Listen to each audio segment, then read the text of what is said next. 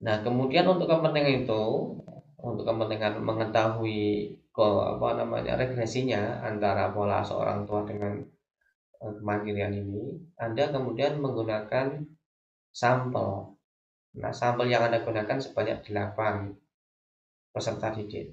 Tentunya 8 ini sangat sedikit, ini hanya saya gunakan sebagai contoh ya. Besok kalau Anda meneliti ya sebaiknya jumlahnya di atas 50 ya. Ini kanannya sebagai contoh, maka saya gunakan 8. Variabel X ya, adalah pola asuh orang tua. Ya, pola asuh orang tua. Karena apa? Karena mandiri itu kan banyak hal, bisa dipengaruhi banyak hal, ya pola asuh, ya mungkin jarak, ya mungkin karena dia kos, ya mungkin karena usianya dan lain-lain kan. Nah, maka variabel pola asuh ini merupakan variabel X ya, atau prediktor.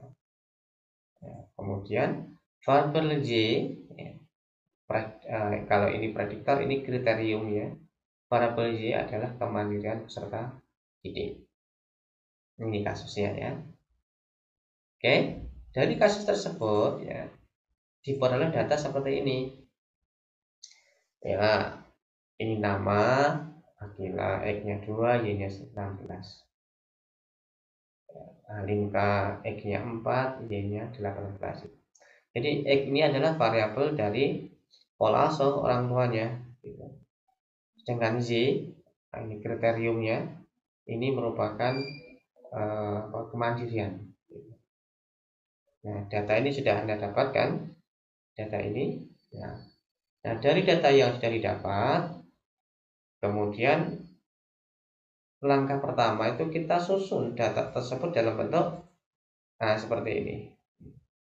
Kan yang data yang kita dapat baru nomor, subjek kita sembunyikan ya.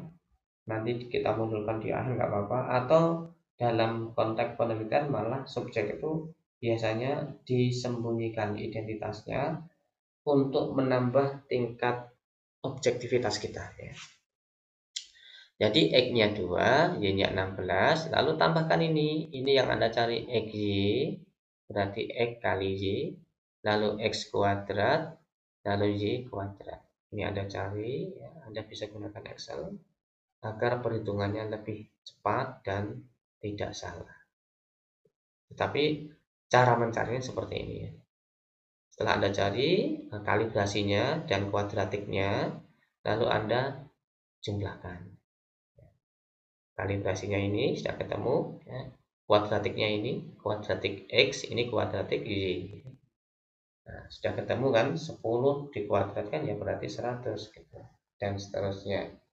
Setelah Anda temukan ini ya, maka analisis kita nanti akan banyak mengacu pada tabel ini. Ada langkah pertama ini. Oke. Lalu setelah kita membuat tabel dengan format seperti ini, kita tentukan X bar-nya. Jadi 66 dibagi dengan 8, ketemunya 8,25. Dengan Y bar-nya 192 dibagi 8, ketemu 24. Nah, ini adalah data awal yang kita analisis untuk analisis regresi ya. Oke, selanjutnya langkah kedua merumuskan dulu hipotesanya. Hipotesa nihilnya, tidak ada pengaruh pola asuh orang tua terhadap kemandirian peserta didik. Sedangkan hipotesa alternatifnya, terdapat pengaruh pola asuh orang tua terhadap kemandirian peserta didik. Oke. Yang ketiga, melakukan perhitungan. Yang pertama kita lakukan adalah menentukan B1. Ya, ya ini koefisien dari X1. Bagaimana menentukannya? Ini formulasinya sudah saya sertakan. B1 sama dengan sigma XY dikurangi N X bar Y bar dibagi dengan sigma X kuadrat min N X bar kuadrat. Ya, ini B1. 1756 ini sigma XY. Dari mana sigma XY ini? Kita maju kembali sini ya. sigma Xj ini sigmanya berarti ini ya, ambil dari sini angka-angka ini. Oke, saya balik lagi ya.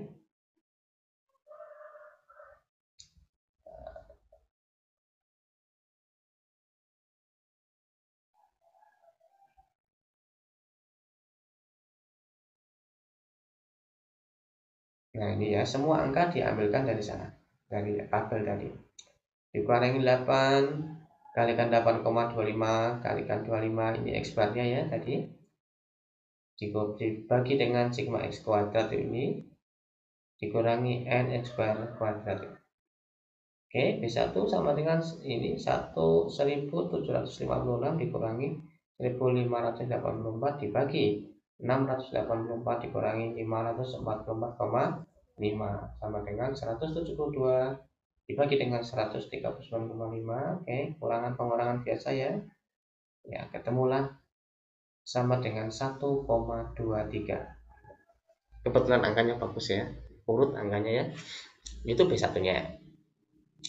Kemudian yang kedua, menentukan B0 dengan formulasi B0 sama dengan Y bar min B1 X bar. Ya, oke, ini B0-nya 24, ini Y barnya ya, rata-rata Y.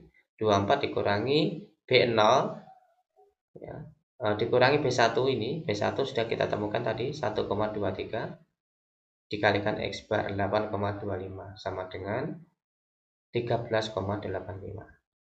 Oke.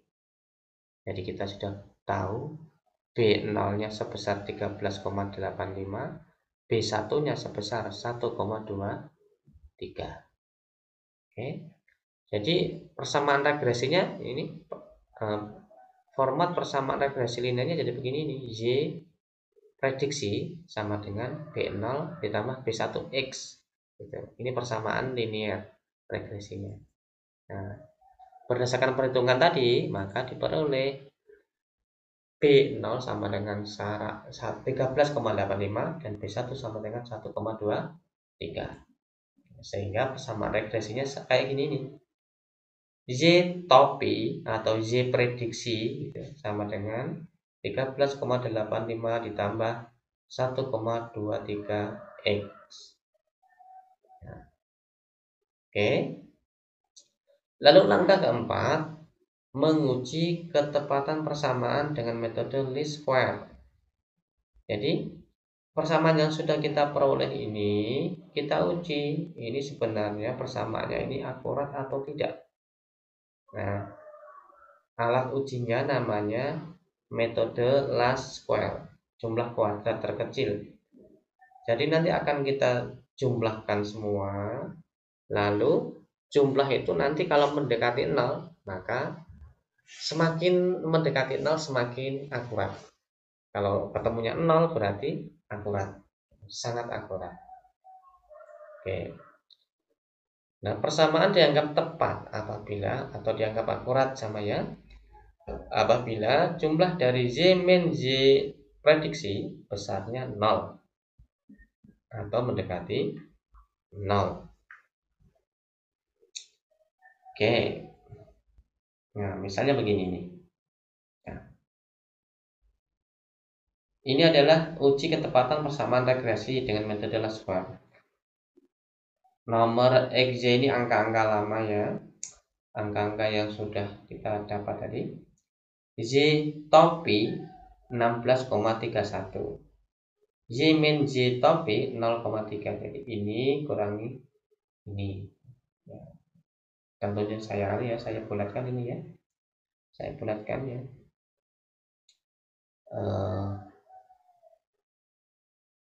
16,3 itu Y prediksinya. Lalu kalau Y min Y prediksi 0,3. 16,3 itu dari mana? Dari sini nih. Kita punya persamaan namanya ini. Y bar sama dengan 13,85 ditambah 1,23 X. Nah, kita masukkan Y bar sama dengan 13,85, ini B0-nya ya. Ditambah 1,23, ini B1-nya. Sedangkan X-nya kita ganti 2. Kenapa 2? Ini 2.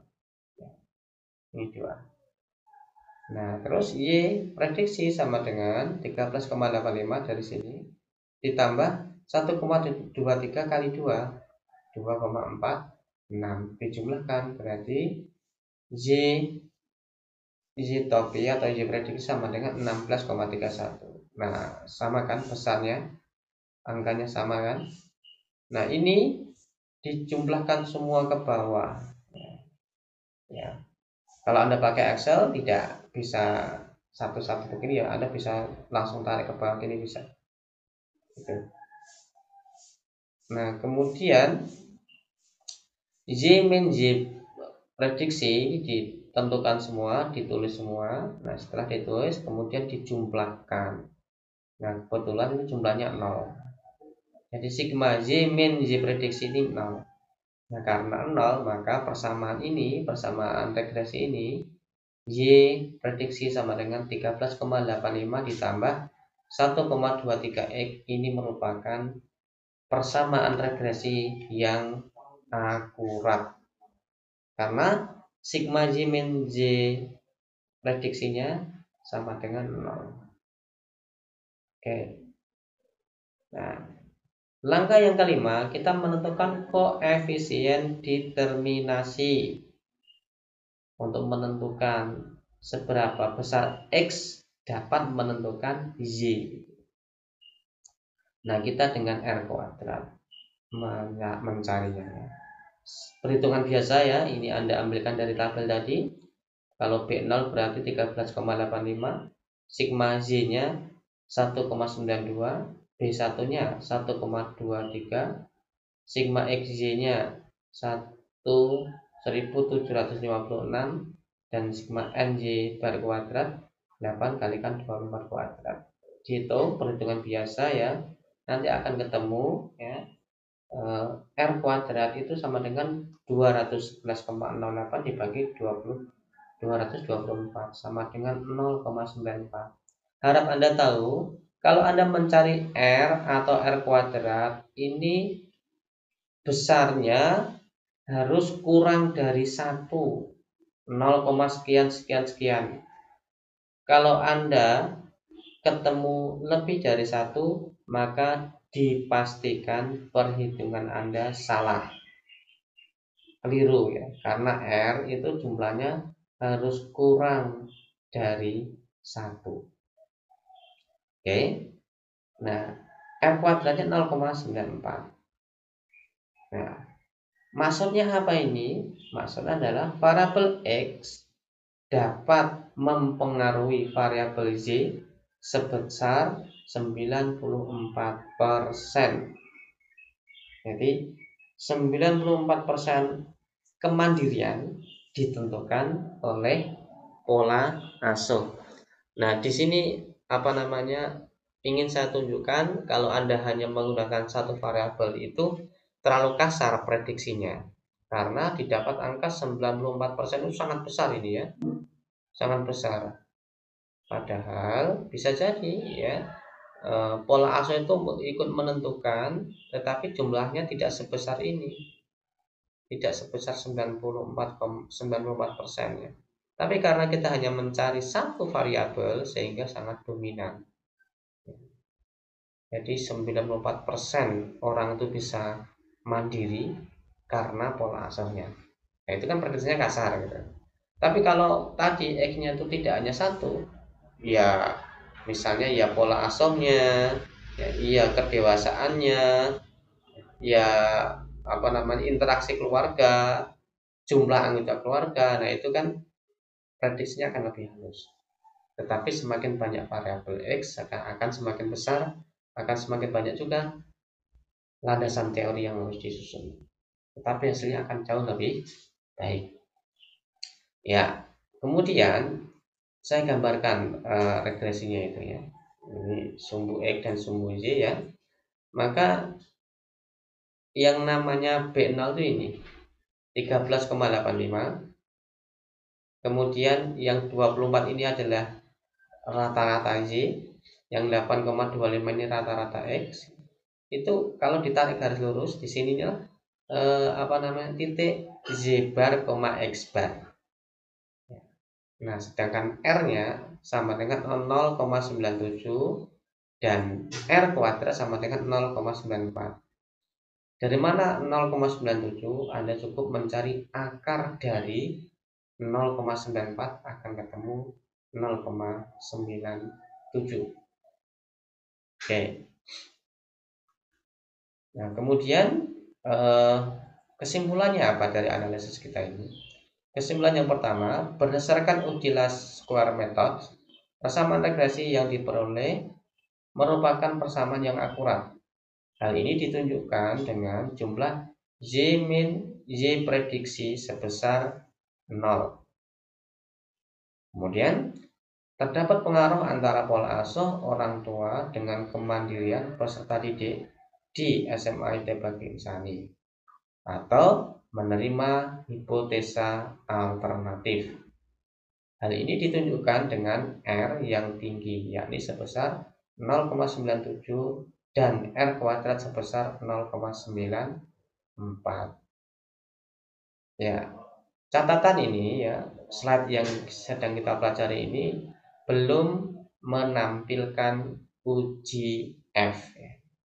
Nah, nanti akan saya buatkan slide ya, insya Allah ya, uji F dengan standar error of estimation-nya pada slide yang lain insya Allah ya. Baik, yang bisa saya sampaikan ini dulu. Di slide terakhir ada tugas yang harus Anda kerjakan. Silakan Anda kerjakan. Kalau Anda ada pertanyaan, Anda bisa via WA atau telepon ke saya. Baik, selamat belajar. Mudah-mudahan lancar, tidak ada kesulitan, dan analisis ini Anda bisa Anda gunakan besok ketika Anda menyusun skripsi. Ada kurangnya mohon maaf. Saya akhiri.